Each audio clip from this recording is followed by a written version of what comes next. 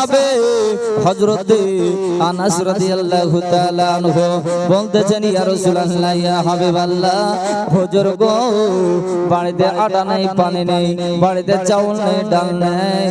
আমার বাড়িতে কয়েকদিন ধরে খাবার হয় নাই। দয়ার নবী, বিশ্ব নবী গো,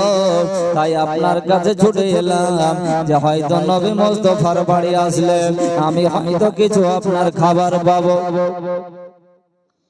মনে মনে এই চিন্তা করে আমি দেখেছি যে আপনি হলেন দয়ার নবী, আপনি হলেন দয়ার সাগর, আপনি হলেন রহমাতুল লিল আলামিন। হুজুর গো, তাই আমি যেন আপনার কাছে ছুটে এলাম, যদি ঘরে কিছু খাবার থাকে, ইয়া রাসূলুল্লাহ, ইয়া হাবিবাল্লাহ, হুজুর দয়া করে আমাকে দিন, ওই খাবারটা নিয়ে গিয়ে বাড়িতে বিবি বাচ্চাকে আমি আপনার খাওয়াবো। অত্যন্ত গরীব সাহাবী, বাড়িতে খাবার নেই, পানি নেই,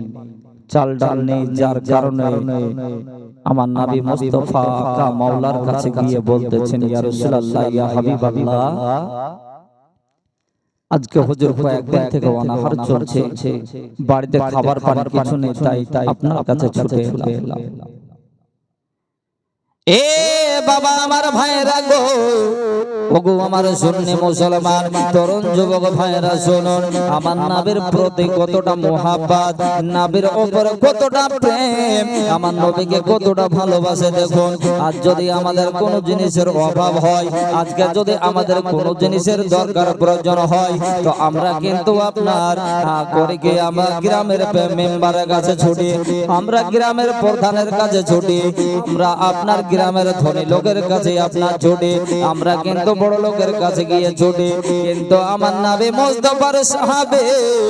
সাহাবে কেমন নবীকে মুহাব্বত করতেন বাবা, নবীকে কতটা প্রেম ভালোবাসা করতেন যে আপনার কাউরের বাড়ি গেলেন না, উনি যেন কাউরের দরবারে গেলেন না, উনি যেন কাউরের নিকটে না গিয়া